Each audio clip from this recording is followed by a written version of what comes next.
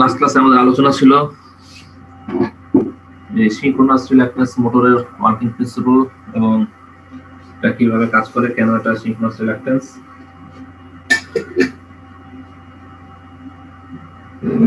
তো আজকে আমরা গত যে আলোচনাটা ছিল সেখান থেকে শুরু করছি। ফার্স্ট কনসেপ্ট হচ্ছে যে হোয়াট ইজ সিনক্রোনাস রিল্যাক্টেন্স এবং সিনক্রোনাস রিল্যাক্টেন্স বা সুইচ রিল্যাক্টেন্স মোটরের নামগুলো এরকম হলো কেন, এবং রিল্যাক্টেন্স মোটরকে রিল্যাক্টেন্স মোটর কেন বলা হয় সেটা আমরা গত ক্লাসে আলোচনা করেছি। যে রিল্যাক্টেন্স মোটরকে রিল্যাক্টেন্স বলার কারণ হচ্ছে যে মোটরটা যখন ঘুরতে থাকে তখন একটা পজিশন থেকে আরেকটা পজিশনে আসার পরে রিল্যাক্টেন্সটা চেঞ্জ হয়ে যায়।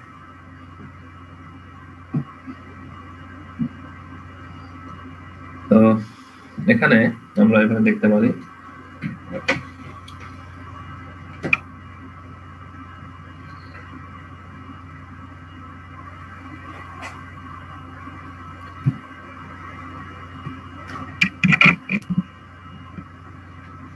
আচ্ছা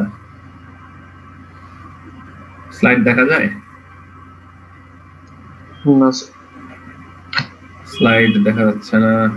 স্ক্রিনে শেয়ারিং যেটা দিচ্ছি সিনক্রোনাস মোটর দেখা যাচ্ছে? আচ্ছা এখানে একটু দেখো যে প্রথম কথা হচ্ছে যে রিল্যাক্টেন্স মোটরকে কেন রিল্যাক্টেন্স মোটর বলে সেটা আমরা গত ক্লাসে বলেছি। যে যখন রোটরটা ঘুরতে থাকে তখন এই পজিশনে একটু আগে রোটরটা ছিল তখন এর মধ্যে রিল্যাক্টেন্সটা কম ছিল, এখন রোটরটা ঘুরতে ঘুরতে এই জায়গায় চলে আসছে, রিল্যাক্টেন্সটা চেঞ্জ হয়ে গেছে। সেটা আমরা ব্যাখ্যা করেছিলাম যে ডিসটেন্স দিয়ে, এখান থেকে এটা যে ডিসটেন্স এটা হচ্ছে এয়ার গ্যাপ, এবং এখান থেকে এটা যে ডিসটেন্স সেটা হচ্ছে একটা এয়ার গ্যাপ। তাহলে এখন এই মোট যে ওয়েটা এখান থেকে এটা ইনার ডায়ামিটার, এটাকে আমরা এল দ্বারা ডিনোট করছিলাম, এটা হচ্ছে এল লেন্থ ইজ ইকুয়াল টু ছিল ডি ইন। তার মানে এখানে যে রিল্যাক্টেন্স মোটরটা আছে সেই রিল্যাক্টেন্স মোটরের স্টেটর হচ্ছে এটা, স্টেটরে এটা হচ্ছে আউটার ডায়া, এটা হচ্ছে ডি ও বা আউটার ডায়া, আর এটা হচ্ছে ডি ইন হচ্ছে ইনার ডায়া। অর্থাৎ এখান থেকে এই পর্যন্ত এটা হচ্ছে আউটার ডায়া, আর ইনার ডায়া হচ্ছে এখান থেকে এতটুকু হলো ইনার ডায়া। এখন আমাদের যেহেতু ম্যাগনেটিক পোল গুলো এখানে ফর্ম হচ্ছে নর্থ পোল এবং সাউথ পোল, তাদের নর্থ পোল থেকে সাউথ পোলের মধ্যে যে ডিসটেন্স সেই ডিসটেন্সটাই আসলে আমাদের এল। এই এলটাই হচ্ছে ডি ইন এর সমান। এই ডি ইন এর মধ্যে কারা কারা আছে? এই ডি ইন এর মধ্যে দুটো অংশ আছে। একটা হচ্ছে যে পার্টটা হলো এই যে ম্যাগনেটিক যে ম্যাটেরিয়ালটা আছে ফেরোম্যাগনেটিক ম্যাটেরিয়াল, এটুকুর যে পারমিয়েবিলিটি সেটাকে আমরা বলছি হলো মিউ আর।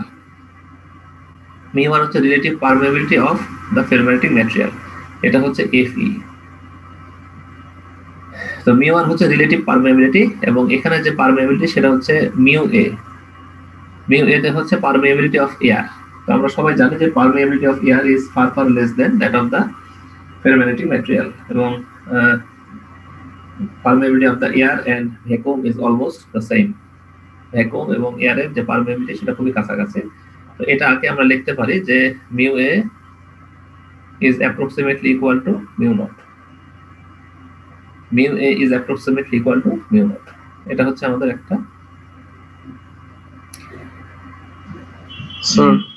বলো স্যার। এই ফেরোম্যাগনেটিক ম্যাটেরিয়াল গুলো আমরা যতটুকু মানে আমরা জানি যে মানে এদের ডোমেইন গুলো সবসময় অ্যালাইন থাকে, কিন্তু যখন স্যার মানে দুটার মাঝামাঝি মানে দুটা স্টেটরের মাঝামাঝি পজিশনে থাকে তখন যেই ফ্লাক্স গুলা কাট করে তাহলে কি ডোমেইন গুলোর কি কোনো মানে চেঞ্জেস হয় না? চেঞ্জ হয় না, সেভাবে পড়ে কিনা ইফেক্ট পড়ে, তবে তেমন চেঞ্জ হয় না। তুমি ভালো প্রশ্ন করেছো। সেটা হচ্ছে প্রথমে একটু আগে যখন এখানে ছিল আমরা বলেছি এটা ছিল নর্থ পোল, তো এটা ডোমেনটা ছিল এইদিকে। আমি ছোট ছোট কিছু অ্যারো দিয়ে দেখাই। এই ডোমেন গুলো এভাবেই আছে, ডোমেনে আমরা বেশি একটা ভেরিয়েশন দেখতে পাই না, কারণ এই ডোমেনের মধ্যে এক্সটার্নাল ফোর্স না অ্যাপ্লাই করলে ডোমেন গুলো তো আসলে চেঞ্জ হয় না। তো এটা যদি ফ্রিলি রোটেট করে এই জন্য ডোমেনটাও সেভাবে চেঞ্জ হয়, অর্থাৎ এর ডাইপোল গুলো অ্যালাইনমেন্ট সবগুলো যে অ্যারো যেদিকে আমরা দেখাচ্ছি এদিকেই থাকে।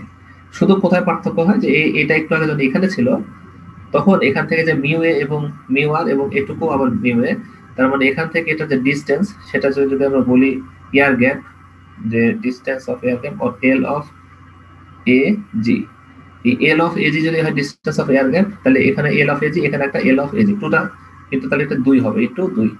আবার এখান থেকে এখানকার যে distance length of the air gap এটা যদি এল অফ এজি হয়, এদিকেও একটা লেন্থ অফ এজি পাওয়া যাবে। তাহলে দুটো যোগ করলে কি হলো 2 ইনটু লেন্থ অফ এজি এবং এর ভিতরে যে লেন্থ অফ রোটর সেটা হচ্ছে D R, diameter of the rotor plus 2 into length of the air gap is equal to L. এই হচ্ছে আমাদের হিসাব। এটা সব সময়ের জন্য একই। ইন টোটাল এল, যেটা এল তো ভেরি হবে না, কারণ ইনার ডায়া এখানে যা এখানে যা এখানেও তো এমনকি তাই না, দুই পোলের মাঝামাঝিতেও ইনার ডায়াটা একই সমান।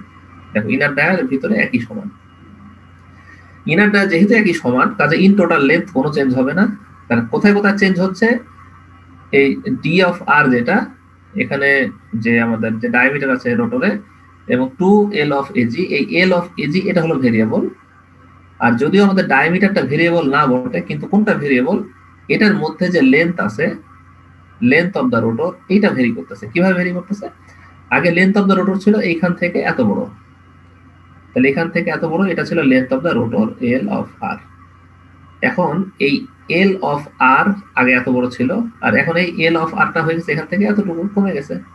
তাহলে এই এল অফ আরটা হচ্ছে ভেরি হয়, কিন্তু রোটরের ডায়ামিটার কিন্তু ভেরি হচ্ছে না। তার ফলে হচ্ছে কি, এই টোটাল লেন্থটা সমান, ডায়ামিটারও সমান, কিন্তু কোন লেন্থ গুলো ভেরি হচ্ছে, এই এয়ার গ্যাপের লেন্থ গুলো ভেরি হচ্ছে। এখানে এটা ভেরি হচ্ছে, এটা ভেরি হচ্ছে, এবং এই মিওয়ার এটাও ভেরি হচ্ছে। এটা ডিপেন্ড করতেছে রোটরের পজিশনের উপরে। এবার আমরা যখন নর্থ পোল থেকে ফ্লাক্স গুলো বের হবে এখান থেকে, তখন এর সামান্য একটু এয়ার গ্যাপ সে সহজে লাফ দিয়ে পার হয়ে চলে আসবে, এখানেও তাই হবে। আর এর মধ্যে সে তো খুব সুন্দর মতো যেতে পারবে। ফলে হচ্ছে কি, এর মধ্যে যে ডোমেন গুলো অ্যালাইন হয়ে আছে এগুলোর মধ্যে তেমন কোনো ইফেক্ট আমাদের পড়ে না, এটার মধ্যে সামান্য একটু ইফেক্ট পড়ে। এই ডোমেন গুলো কিছুটা তির্যক হয়ে যেতে পারে, এরকমের বদলে হয়তো এরকম অথবা এরকম হতে পারে, এর মধ্যে এই ডোমেনটা সীমিত থাকে। এর ডোমেন কখনো উল্টে যায় না। এর কারণ আমরা বলেছি যে এটা হচ্ছে ইনার্শিয়ার কারণে। তোমরা সবাই জানো যে একটা লোহার মধ্যে দিয়ে যখন ফ্লাক্স ফ্লো হয় তখন এর মধ্যে একটা রেসিডুয়াল ম্যাগনেটিজম কাজ করে। তো রেসিডুয়াল ম্যাগনেটিজম এমন একটা প্রপার্টি যেটা ওই ম্যাটেরিয়ালের মধ্যে সবসময় থাকে, ফলে সেটা মানে ক্ষুদ্র পরিমাণে একটা লোহা বা আলপিন বা লোহার গুলোকে আকর্ষণ করতে পারে। এবং সহজ কথা হলে ডাইপোল গুলো মোটামুটি ভাবে অ্যালাইন থাকে। তবে হ্যাঁ, পার্মানেন্ট ম্যাগনেটের মধ্যে একদম সবগুলো খুব ভালো মতো অ্যালাইন হয় না, তবে মোটামুটি ভাবে অ্যালাইন থাকে। মোটামুটি অ্যালাইন মানে কিছুটা এরকম কিছুটা এরকম এরকম ভাবে থাকতে পারে। তো মোটামুটি ভাবে তার একটা অ্যালাইন থাকে। এই হচ্ছে ব্যাপার। ব্যাপারটা কি কিছুটা ক্লিয়ার হয়েছে? জি আচ্ছা, তাহলে এ হলো ফ্যাক্ট। তাহলে আমরা এখানে অপারেশনটা বুঝতে পারলাম যে রিটার্স মোডটা আসলে কাজ যেভাবে করছে সেটা হলো এই, যে যখনই আমরা কোন একটা পোলকে এনার্জাইজ করছি, তো এটার জন্য আমাদেরকে একটু আরেকটা জিনিসের হেল্প নিতে হবে। সেটা হলো এখানে একটা ছোট্ট করে আমি বলি তোমাদের, যে পার্মানেন্ট ম্যাগনেটের যে ফিল্ড লাইন আছে, সে পার্মানেন্ট ম্যাগনেটের ফিল্ড লাইনের মধ্যে কি হয়েছে, আমরা একটা এক্সপেরিমেন্ট করেছি।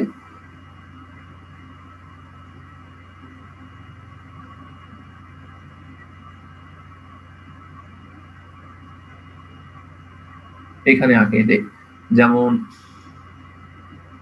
আমরা একটা এক্সপেরিমেন্ট করেছিলাম এরকম, যেখানে একটা পার্মানেন্ট ম্যাগনেট আছে, মনে করো এখানে সে পার্মানেন্ট ম্যাগনেট আমরা আঁকাই, এখানে একটা পার্মানেন্ট ম্যাগনেট আছে, এবং এই পার্মানেন্ট ম্যাগনেটের এখানে নর্থ পোল এবং একটা সাউথ পোল আছে।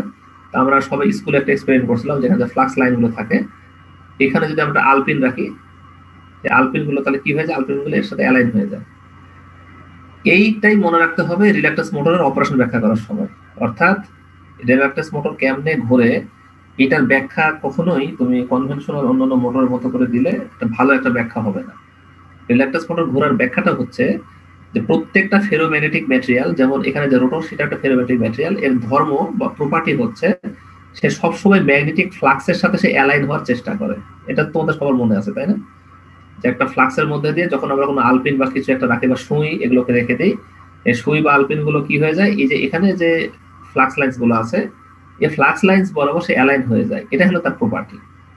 ঠিক তেমনি ভাবে এখানে যে রোটরটা থাকে, সে রোটরটা যেহেতু ফেরোম্যাগনেটিক ম্যাটেরিয়াল, সেটা যখন এর ভিতরে যে কোনো পজিশনে থাকে, তো যখনই কোনো ফ্লাক্স লাইন সে পায়, যেমন এখন এখানে নর্থ পোল তৈরি হয়েছে এবং এখানে সাউথ পোল তৈরি হয়েছে, ফলে সে একটা ফ্লাক্স লাইন্স পেয়ে গেছে। এখান থেকে এই পর্যন্ত একটা ফ্লাক্স লাইন অটোমেটিক্যালি পাওয়া যাচ্ছে, ঠিক আছে? এখান থেকে এই পর্যন্ত যেহেতু ফ্লাক্স লাইন্স গুলো চলে আসছে, কাজেই সে কি করবে, এই ফ্লাক্স লাইন্স গুলোর সাথে সে এই যে রোটরটা এটা অ্যালাইন হওয়ার চেষ্টা করবে।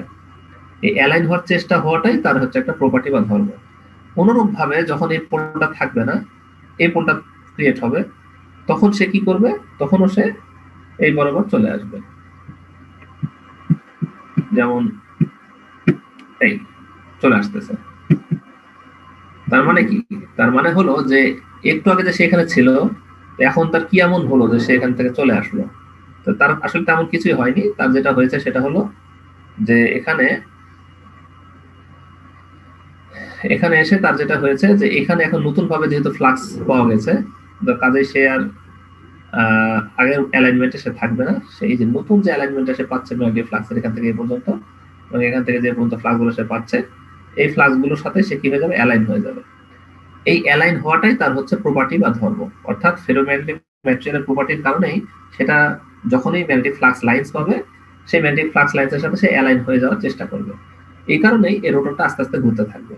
অর্থাৎ যখন যেই লাইন বরাবর ফ্লাক্স পাবে সে তার সাথে অ্যালাইন হয়ে যাবে। তো উদাহরণস্বরূপ প্রথমে এখানে অ্যালাইনমেন্ট ছিল, এটাকে আমরা 1 দিলাম, তখন সে 1 বরাবর অ্যালাইন ছিল। একটু পরে সে 2 বরাবর অ্যালাইন হয়েছে, এবার সে 3 বরাবর অ্যালাইন হলো, আবার একটু পরে সে 1, তারপরে একটু পর 2, একটু পর 3, এভাবে সে পুরোপুরি অ্যালাইন হওয়ার মাধ্যমে হবে কি সেটা আসলে সে ঘুরতে থাকবে। এটাই হচ্ছে তার নেচার। আমরা যদি একটু খেয়াল করে দেখি যে যখন যেই পোলটা অ্যালাইন হচ্ছে সে সেই ফ্লাক্স বরাবর সে নিজেই অ্যালাইন হওয়ার মাধ্যমে সে ঘুরছে। এখানে একটা বিষয় একটু বলে দিতে হবে, এই অ্যানিমেশনটা যেটা দেখানো আছে এটা দেখে কিন্তু এটা বোঝা যাচ্ছে না যেটা একটা স্টেপার মোটর, কিন্তু এটা একটা স্টেপার মোটর। তো এখানে আমরা বুঝতে পারতাম এভাবে, যদি আমরা মনে করো এটাকে এইভাবে প্লে করি, যেখানে একটা স্টেপ, এখানে একটা স্টেপ, আবার এখানে একটা স্টেপ, এইভাবেই কিন্তু মোটরটা প্র্যাকটিক্যালি ঘুরবে। আমরা স্টেপার মোটর হিসেবে কাজ করব, তখন সে কি করবে? তখন সে এইভাবে করে ঘুরবে, এভাবে একটা স্টেপ দিবে, তারপরে সে এভাবে একটা স্টেপ দিবে, তারপরে এভাবে একটা স্টেপ দিবে। এইভাবে সেই স্টেপ দেওয়ার মাধ্যমে সে ঘুরতে থাকবে। এটাই হচ্ছে তার প্রপার্টি। তো এখন এই মোটরটা থেকে দুটো জিনিস জানা গেল, একটা হচ্ছে ভেরিয়েবল রিলাক্টেন্স স্টেপার মোটর দিয়ে আমরা চাইলে ভেরিয়েবল রিলাক্টেন্স ব্রাশলেস ডিসি মোটরও তৈরি করতে পারি। কারণ ব্রাশলেস মোটর এবং স্টেপার মোটর প্রধান পার্থক্য হচ্ছে স্টেপার মোটরটা স্টেপ স্টেপে ঘুরবে, আর ব্রাশলেসটা একটা না ঘুরতে থাকবে। এই হচ্ছে স্টেপার মোটর এবং ব্রাশলেস মোটরের প্রধান পার্থক্য। তো এতক্ষণ আমরা সিনক্রোনাস রিলাক্টেন্স মোটর সম্পর্কে পড়াশোনা করলাম। তো এখন তোমাদের আমি বলেছিলাম গত ক্লাসে যে ব্রেন স্টর্মিং এর যে ব্যাপারটা, তো আজকে আমরা একটু প্র্যাকটিস করব। সেটা হলো এরকম যে তোমাদের এখানে আমি একটা প্রবলেম আজকে একটু দিব। প্রবলেমটা দিয়ে তোমাদেরকে ক্লাসের মধ্যে আমি টাইম দেব, সে টাইমের মধ্যে একটা প্রবলেম সলভ করতে হবে। এটার জন্য খুব সামান্য একটি স্কোর আছে, স্কোর নিয়ে অত মাথা ঘামানোর দরকার নেই, অল্প কিছু স্কোর দিয়েছি তোমাদের উৎসাহ দেওয়ার জন্য। তো তোমরা যেটা করবা, যখন 24 জন আছো, তো তোমরা একটা গ্রুপ ফর্ম করে ফেলবা, ঠিক আছে? তো গ্রুপটা এরকম যে এখানে তোমরা যখন সিরিয়াল দেখো যে এখানে 4 জন করে করে গ্রুপ যদি করো, হ্যাঁ, তো 5 জন করে গ্রুপ করা যায়, তাহলে 5টা গ্রুপ হয় আমাদের টোটাল।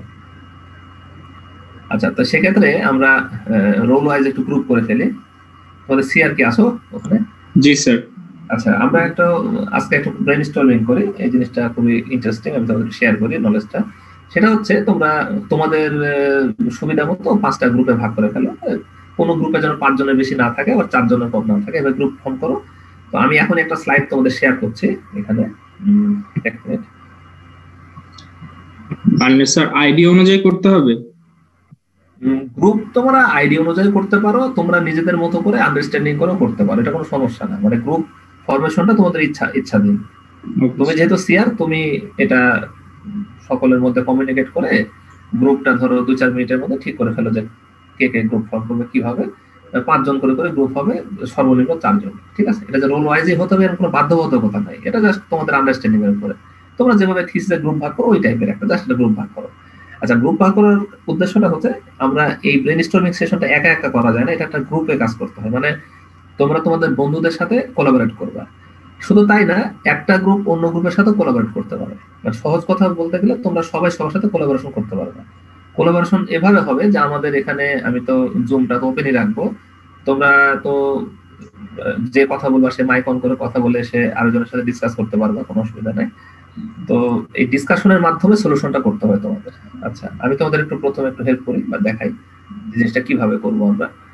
তো আমি এখন একটা স্লাইড শেয়ার করছি, তো একটু ওয়েট করো।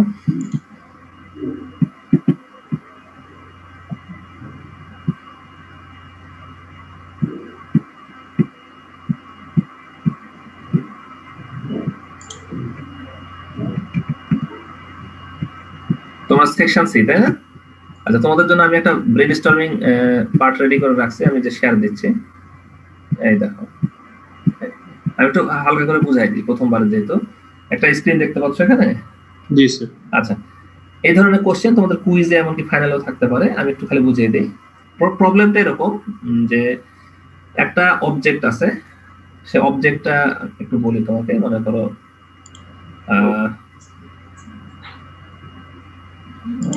এই যে এখানে একটা অবজেক্ট আছে, এখানে এ পজিশন দেওয়া আছে, এ পজিশন, এটা একটা পজিশন, এবং আরেকটা পজিশন হচ্ছে বি। তো আমার এমন একটা অবজেক্ট আছে, যে অবজেক্টটা আমার করতে হবে কি, পয়েন্ট এ থেকে বা পজিশন এ থেকে আমাকে বি এর দিকে নিয়ে যেতে হবে, কাউন্টার ক্লকওয়াইজ লেখা আছে, ঠিক আছে? তো কাউন্টার ক্লকওয়াইজ দরকার নেই, তোমরা ক্লকওয়াইজ করবা, কাউন্টারটা আমি কেটে দিলাম, এই যে ক্লকওয়াইজ এভাবে করবা, হ্যাঁ এটাকে আমি ঠিক করে দিলাম, ক্লকওয়াইজ করবা, এবং এখানে আমি ক্লকওয়াইজ এখানে কি ডিরেকশন আছে, ক্লকওয়াইজ ডিরেকশন দেওয়া আছে, তো এই ডিরেকশনটাই ফলো করবা। কাউন্টারটা পরে দেব, এখন এটা দরকার নেই। এই ক্লকওয়াইজ রোটেশন হবে, এবং ও হচ্ছে সেন্টার অফ রোটেশন, তার মানে মোটরটা এখান থেকে ঘুরবে, এটা সেন্টার অফ রোটেশন। আচ্ছা, ঘুরবে ভালো কথা। এখন অবজেক্টটা the object is mounted to the shaft of a stepper motor, এই অবজেক্টটা মোটরের শ্যাফটের সাথে সরাসরি আটকানো আছে। এখন তোকে ডিজাইন করতে হবে, ডিজাইন দ্য স্টেপার মোটর, এমন ডিজাইন স্টেপার মোটর ডিজাইন করতে হবে শোয়িং রোটর পজিশন, তার মানে তুমি রোটরের পজিশন শো করবা, উইন্ডিং ডায়াগ্রাম, টাইমিং ডায়াগ্রাম এবং ড্রাইভার সার্কিট সব সহকারে তুমি হলো এটা ডিজাইন করবে, যে ডিজাইন দ্য স্টেপার মোটর। তোমার মেইন কাজটা হচ্ছে এটা, ডিজাইন দ্য স্টেপার মোটর। এখন তোমাদের প্রচুর ফ্লেক্সিবিলিটি আছে, তোমরা চাইলে 4 ওয়্যার করতে পারবা, ঠিক আছে? 4 ওয়্যার অথবা 5 ওয়্যার অথবা 6 ওয়্যার অথবা 8 ওয়্যার, এটার যে কোনো একটা তুমি ইউজ করতে পারবা, তুমি পুরোপুরি স্বাধীন এই ব্যাপারে। তুমি চাইলে ইউনিপোলার ড্রাইভার ইউজ করতে পারবা, তুমি চাইলে বাইপোলার ড্রাইভার ইউজ করতে পারবা। লিখে দিলাম, সব ব্যাপারে তোমার পূর্ণ স্বাধীনতা আছে, যে কোনো প্রকার ড্রাইভার ইউজ করতে। তুমি চাইলে ফুল স্টেপ ইউজ করতে পারবা অথবা হাফ স্টেপ ইউজ করতে পারবা, ওটাও লিখে দিলাম, ফুল অবলিক হাফ স্টেপ। আমরা প্রবলেমটা সামারাইজ করি। তোমার কাজ হচ্ছে এমন একটা স্টেপার মোটর ডিজাইন করা, যে মোটরের শ্যাফটের সাথে একটা অবজেক্ট আটকানো আছে, সে অবজেক্টকে আমাকে এ পজিশন থেকে বি পজিশনে নিয়ে যেতে হবে, হয়তো রোবোটিক্স অ্যাপ্লিকেশন, অটোমেশন, ইন্ডাস্ট্রি, কোনো একটা অ্যাপ্লিকেশন আমার এমন একটা প্রয়োজন হয়েছে যে এ পজিশন থেকে ক্লকওয়াইজ ভাবে ঘুরাই নিয়ে যায়, তাকে আমাকে বি পজিশনে রাখতে হবে। আমাদের ইঞ্জিনিয়ার হিসেবে দায়িত্ব পড়েছে যে আমাদেরকে একটা স্টেপার মোটর এবং ড্রাইভার সার্কিট সহকারে কমপ্লিট একটা ডিজাইন করতে হবে, যেটা দিয়ে এই কাজটা করা যায়। আচ্ছা, প্রবলেমটাকে কি আমি বোঝাতে পেরেছি তোমাদের?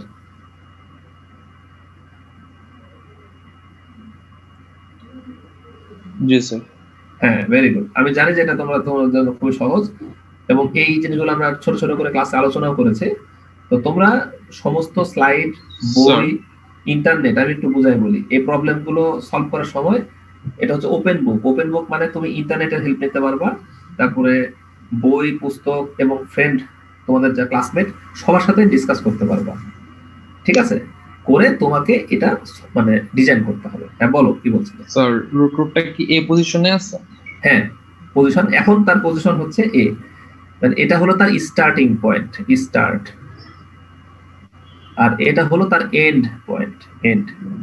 লিখে দিলাম, এইটাই হলো তোমাদের এখন করতে হবে। যেটাকে মানে প্রবলেমটা বুঝতে পারছো কিনা, প্রবলেম বুঝতে পারলে তোমরা অ্যান্সার করতে পারবে। এবং স্টেপার মোটরের স্লাইড এবং আমি বাকি জিনিসগুলো তোমাদের শেয়ার করেছি, গুগল ক্লাসরুমে দেওয়া আছে, এবং তোমরা চাইলে অনলাইন গুগল বই, পুস্তক, তোমাদের পিডিএফ বইও দেওয়া আছে, তো সবকিছুই মানে হেল্প নিতে পারবা। এটাকে বলা হচ্ছে ব্রেন স্টর্মিং সেশন। এটা আমাদের ওবির জন্য লাগবে, কিছুটা ব্রেন স্টর্মিং আমাদের রাখতে হবে ক্লাসের মধ্যে। হ্যাঁ, তো তাহলে আমি মানে ক্লাস থেকে একটু মানে এখন তোমাদেরকে আমি ছেড়ে দিচ্ছি গুগল ক্লাসরুমের প্ল্যাটফর্মটা। আমি এখন যদিও হোস্ট হিসেবে আছি, কিন্তু যে কেউ তোমরা মাইক অন করে অফ করে তোমরা পরস্পর কমিউনিকেট করতে পারবা। ইভেন তোমরা ফেসবুকে, অন্যান্য সোশ্যাল মিডিয়া ইউজ করেও পারস্পরিক যোগাযোগ করতে পারবা, ঠিক আছে? এটা তোমার টাইম দিয়ে দিচ্ছি আমি, এটা তোমাদের 10:30টার মধ্যে জমা দিতে হবে, ঠিক আছে? এটা জমা দিবা হচ্ছে তোমরা গুগল যে ক্লাসরুম আছে, ক্লাসরুমে কি অ্যাটাচ করা যায় ফাইল? আচ্ছা, তোমাদের গুগল ক্লাসরুমের দরকার না, তো ইমেলে দিয়ে দিলেই হবে। আমার যে ইমেল আছে, আমি ইমেলটা তো জানোই তোমরা, omar.tripoli@os.edu, তো মোট 5টা ফাইল তোমরা পাঠাবা, 5টা গ্রুপ থেকে পাঠাবা। আর রোল গুলো খালি তোমরা বডিতে লিখে দিবা ইমেলের, যে রোল নাম্বার এত এত এত, নাম এত, আর অ্যাটাচমেন্টে তোমরা হলো এটা সলিউশনটা দিয়ে দিবা। সলিউশনটা হাতে লিখে ছবি দিয়ে পাঠালেই হবে। এটা সিম্পল করে দিলাম, ঠিক আছে? ইমেলে প্রত্যেক গ্রুপ থেকে স্যার একটা করে যাবেন।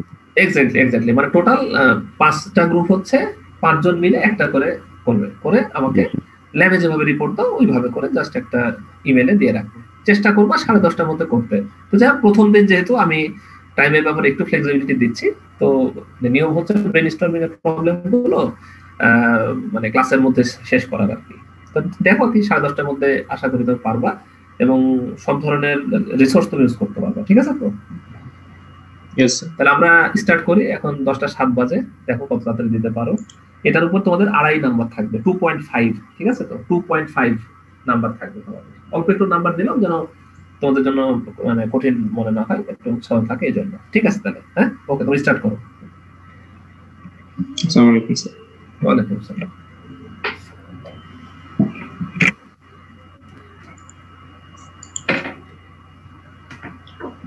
আচ্ছা, গ্রুপের ইয়াগুলো আমাকে একটু বল তোরা।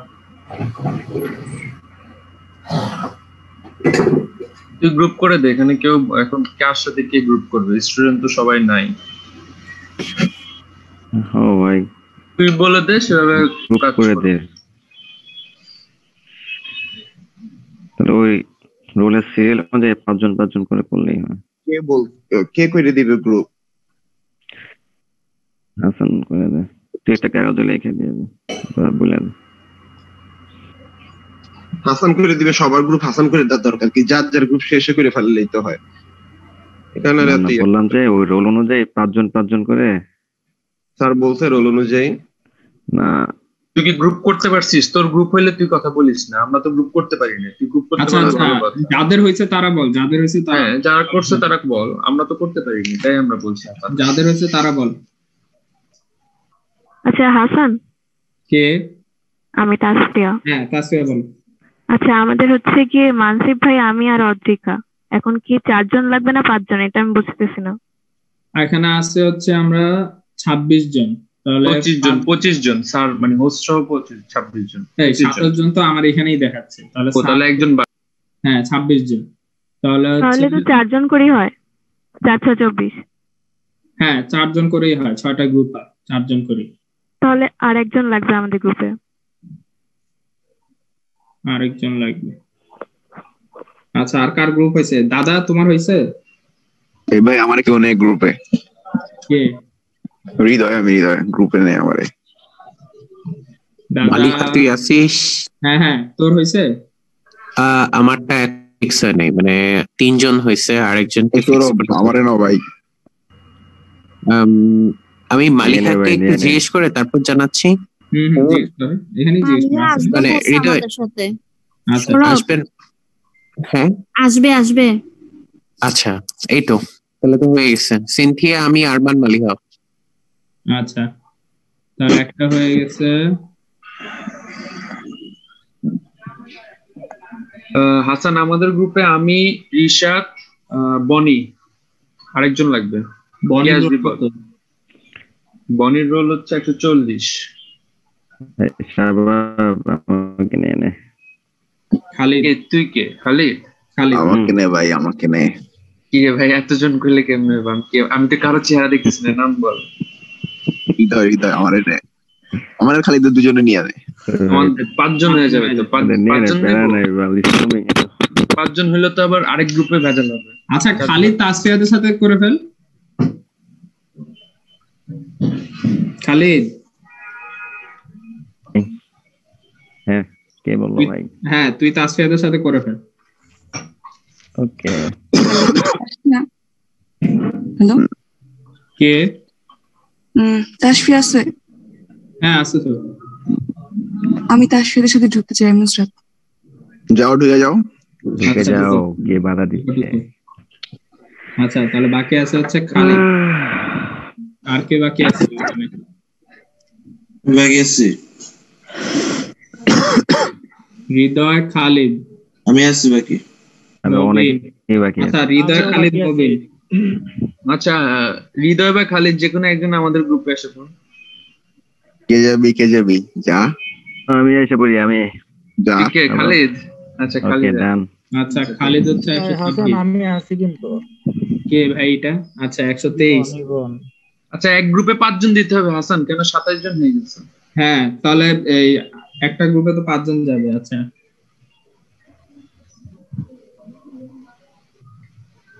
সলভ শুরু কর ভাই। যাদের হয়ে গেছে তারা শুরু কর। আরে ভাই একই তো 4টা গ্রুপ হয়ে গেছে, বাকি আছে কারা কারা? 4টা গ্রুপ হয়ে গেছে। এই ভাই আমার গ্রুপ বাকি আছে ভাই। কে সাদ? হ্যাঁ আচ্ছা আমি করে নিয়ে নিই। আমার মেম্বার লাগবে। আমি নিছি সাদ, তোরে আমি নিছি। ও তুই আমার নিছো? আচ্ছা ঠিক আছে। ওকে একটা গ্রুপে তো 5 জন লাগবে। কে বাকি আছে? বাকি আছো কারা কারা একটু আইডি গুলো? আমি বাকি আছি নোমান, আমার একটা আমি তো বাকি 24 ইবন নোমান এক গ্রুপে চলে যায়। ইবন নোমান কোন গ্রুপে যাম কইয়া দে। দাঁড়া, ইবন নোমান আর কে বাকি আছে? আমি 128 কে 128 চাচা হাসান 119। হ্যাঁ হ্যাঁ দিছি। আরে